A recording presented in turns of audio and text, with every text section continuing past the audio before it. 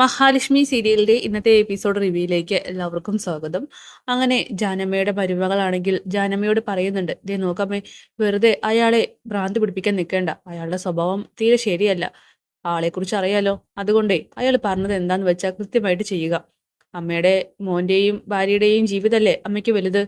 എല്ലാം ഒന്ന് ശരിയായി വരികയാണെങ്കിൽ നമുക്ക് കുറച്ച് കടങ്ങളൊക്കെ വീട്ടി സമാധാനത്തോടെ ജീവിക്കാമല്ലോ എന്നൊക്കെ പറയുമ്പോൾ, ഇങ്ങനെയൊക്കെ ചെയ്ത് കൂട്ടിയിട്ടാണോടി സമാധാനത്തോടെ ജീവിക്കുന്നത് എന്നൊക്കെ പറഞ്ഞ് ജാനമ്മയാണെങ്കിൽ ആ മരുമകളെ ചീത്ത പറയുന്നു. എന്നാൽ അമ്മ ഇന്ന് രാവിലെ എന്ത് പണിയാ ഒപ്പിച്ച്?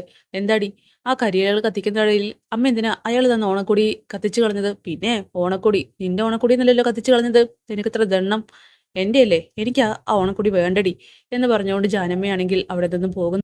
ശേഷം കണ്ണനാണെങ്കിൽ അനന്തുവിനോട് പറയാണ്, ദേ ലേഖയുടെ ഈ ആകുലതയൊക്കെ കാണുമ്പോൾ സത്യം പറഞ്ഞ പേടി തോന്നുന്നടാ. ഓണം കഴിഞ്ഞ് കുഞ്ഞുമായിട്ട് അങ്ങോട്ട് പോകുമെങ്കിലും ഫിനാൻസിയസിലേക്ക് പോകുമ്പോൾ ലേഖ തന്നെയാണ് കുഞ്ഞിനെ നോക്കേണ്ടത്. അവൾക്കിപ്പോ പെറ്റമ്മയേക്കാൾ ദുഃഖമാണല്ലോ എന്നൊക്കെ പറയുമ്പോൾ ഇത് കേട്ട് അനന്ത് പറയുന്നുണ്ട്, കുഞ്ഞ് നഷ്ടപ്പെടുമോ എന്നുള്ള പേടിയാണ് അവൾക്ക്. ഓ, ഇപ്പൊ നീയും അവളെ പോലെ ചിന്തിക്കാനാണോ തുടങ്ങിയിരിക്കുന്നത്? ആ, എന്തായാലും കുഞ്ഞിനെ കിട്ടിയപ്പോ അവള് ഹാപ്പിയാണ്. അതേ കണ്ണ, കുഞ്ഞിനെ വേണ്ടേന്നൊക്കെ അനന്ത് പറയുന്നു. അവിടേക്ക് ലേഖയും മഹിയും വരുന്നുണ്ട്.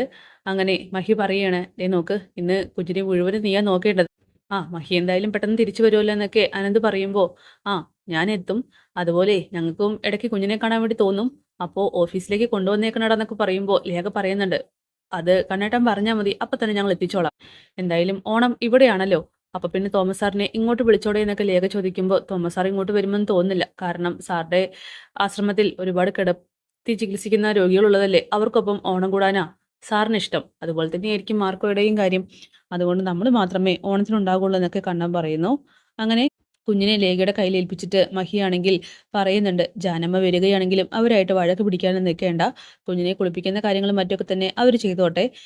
അവരുടെ ജോലിയിൽ തടസ്സപ്പെടുത്താൻ നിൽക്കണ്ട എന്നൊക്കെ പറയുമ്പോൾ, ശരി ശരി മഹി, ഞാൻ അങ്ങനെ തന്നെ ചെയ്തോളാം എന്ന് പറഞ്ഞുകൊണ്ട് രണ്ടുപേരെയും യാത്രയയക്കുകയാണ് അനന്തവും ലേഖയും. ശേഷം അവർ പോയിട്ട് അനന്തുവാണെങ്കിൽ ലേഖയോട് പറയുന്നുണ്ട്, ദേ നോക്ക്, കണ്ണന് നല്ല പേടിയുണ്ട് കേട്ടോ. നീ കുഞ്ഞിന്റെ മേലിൽ അധികാരം കാണിക്കുന്ന സമയത്തും അതിന് ഞാൻ അധികാരമൊന്നും കാണിച്ചില്ലല്ലോ, സ്നേഹിക്കുന്നില്ലേ ഉള്ളൂ എന്നിങ്ങനെ ലേഖ പറയുന്നു. അങ്ങനെ കാറിൽ പോയിക്കൊണ്ടിരിക്കുന്ന സമയത്ത് കണ്ണനാണെങ്കിൽ മഹിയോട് പറയുന്നുണ്ട്, നമ്മൾ ഇത്രയും ദിവസമായിട്ട് ജാനമ്മയുടെ മോൻ കിടക്കുന്ന ഹോസ്പിറ്റലിലേക്ക് പോയിട്ടില്ലല്ലോ. പാവങ്ങൾക്ക് ഇൻഷുറൻസ് ഒന്നും ഉണ്ടാവില്ല. അതുകൊണ്ടേ നമുക്ക് ഓഫീസിലേക്ക് പോകുന്നതിന് മുമ്പായിട്ട് അവിടെ വരുന്ന ചെല്ലണം. എന്നിട്ട് എന്താ കാര്യങ്ങളൊക്കെ ഒന്ന് അന്വേഷിച്ച് ഫുൾ ഹോസ്പിറ്റൽ ബില്ലും സെറ്റിൽ ചെയ്യണം. ശേഷം കുറച്ച് പൈസയും അവരുടെ കയ്യിൽ കൊടുക്കണം എന്നൊക്കെ പറയുമ്പോൾ, അത് ഞാൻ കണ്ണേട്ടനോട് അങ്ങോട്ട് പറയാൻ നിൽക്കുകയായിരുന്നു. ജാനമ്മ ഒരു പാവാണെന്നൊക്കെ മഹി പറയുന്നു. അതെ, അവരൊരു പാവാണ്. അവരെ വിശ്വസിക്കാൻ കൊള്ളാവുന്ന സ്ത്രീയുമാണ്. അവരെ കണ്ടാൽ തന്നെ അറിയാലോ. അതുകൊണ്ട് തന്നെ ഓണം കഴിഞ്ഞ് നമ്മൾ വീട്ടിലേക്ക് പോവുകയാണെങ്കിൽ കുഞ്ഞിനെയും മറ്റും നോക്കാനായിട്ട് അവരെ അവിടേക്ക് വിളിച്ചു വരുത്തണമെന്നൊക്കെ മഹിയോട് കണ്ണൻ പറയുന്നു.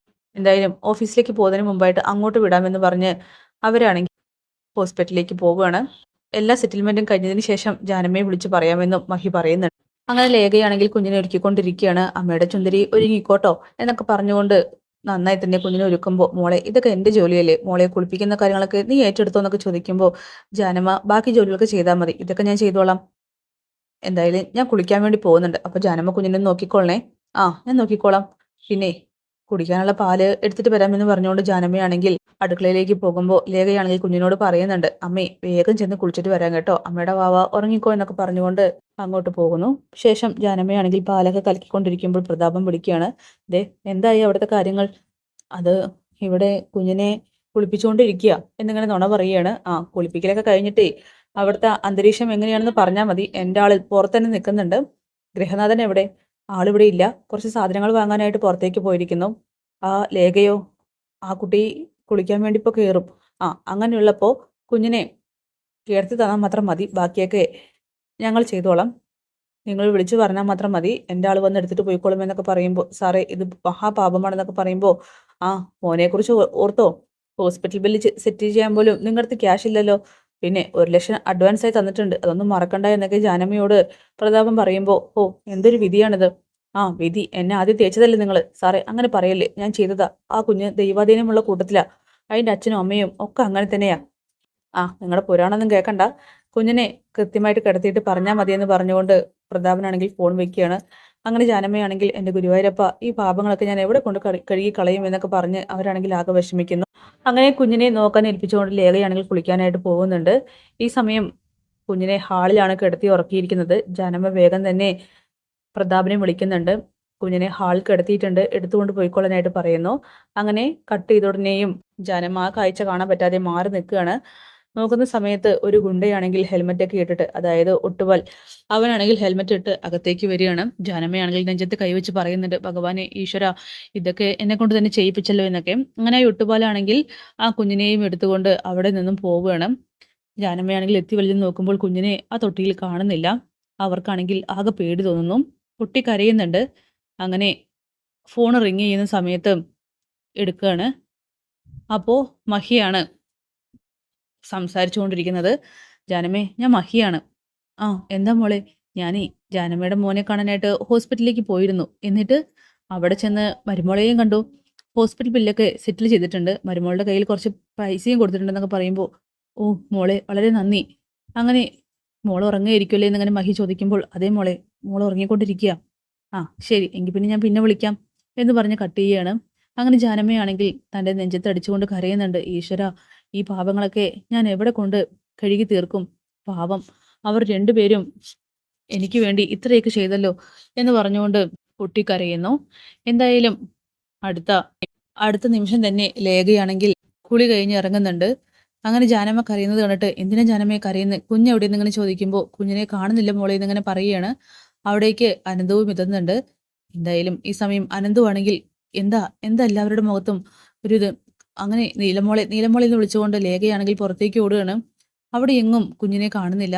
ആരെടുത്തിട്ട് പോയി എന്നും ലേഖയ്ക്ക് അറിയുന്നില്ല. ശേഷം അനന്തുവിനോട് കാര്യങ്ങൾ പറയുമ്പോൾ അനന്തു ആണെങ്കിൽ കണ്ണനെയും മഹിയെയും വിളിച്ച് പറയാൻ പേടിച്ചിട്ട് വേഗം തന്നെ മാർക്കോയാണ് വിവരം അറിയിക്കുന്നത്. മാർക്കോയാണെങ്കിൽ തോമസ് സാറിനോട് പറയുന്നു. അങ്ങനെ മഹിയും കണ്ണനും ഒഴികെ ബാക്കി എല്ലാവരും കാര്യങ്ങൾ അറിയുന്നുണ്ട്. വീട്ടിലാണെങ്കിൽ കരുണയാണെങ്കിൽ പൊട്ടിച്ചിരിക്കുന്നു. ഈ സമയം മഞ്ജു ആണെങ്കിൽ ദുർഗയോട് പറയുന്നുണ്ട്, അറിയാം, അവൾ ചിരിച്ചപ്പോൾ തന്നെ എനിക്ക് അറിഞ്ഞതാ ഇത് ഇവരുടെ പണി തന്നെ ആയിരിക്കും എന്നൊക്കെ പറഞ്ഞ് മഞ്ജു ദുർഗയോട് പറയുമ്പോൾ, എങ്കിൽ പിന്നെ അവൾ വെച്ചേക്കത്തില്ല എന്നൊക്കെ പറയുകയാണ്. കണ്ണനും മഹിയും കാര്യങ്ങൾ അറിഞ്ഞു എന്ന് ദുർഗ ചോദിക്കുമ്പോൾ ഇല്ലെന്ന് പറയുന്നു. അങ്ങനെ മാർക്കോയാണെങ്കിൽ കുഞ്ഞിനെ അന്വേഷിച്ച് ഇറങ്ങുന്നുണ്ട്. അനന്തവും ലേഖയും ഒരുപോലെ തന്നെ. ജാനമ്മയാണെങ്കിൽ സത്യങ്ങൾ പറയാനാവാതെ വീർപ്പ് മുട്ടി അങ്ങനെ ഇരിക്കുകയാണ്. തിരിച്ചു വരുന്ന പ്രതാപനാണെങ്കിൽ മുത്തശ്ശിയോട് ആ സന്തോഷ വാർത്ത അറിയിക്കുന്നു. ഇനി നമ്മുടെ മോളുടെ ചിരിയുടെ ദിവസങ്ങളാണ്. ആ കുഞ്ഞുമായിട്ട് ആ ഒട്ടുപാൽ ഇപ്പോൾ അതിർത്തി കടന്നിട്ടുണ്ടാവും എന്നൊക്കെ പറയുകയാണ്. അങ്ങനെ നോക്കുമ്പോൾ ആ കുഞ്ഞിനെ കൊണ്ടുപോകുന്ന ഒട്ടുപാൽ എന്ന ഗുണ്ട അയൊരു ഞെട്ടിക്കുന്ന സത്യം തിരിച്ചറിയുന്നുണ്ട്. അതായത് നീലമോൾ സാധാരണ കുഞ്ഞല്ല എന്നും അവൾ ദൈവിക ശക്തിയുള്ള കൂട്ടത്തിലാണെന്നൊക്കെ.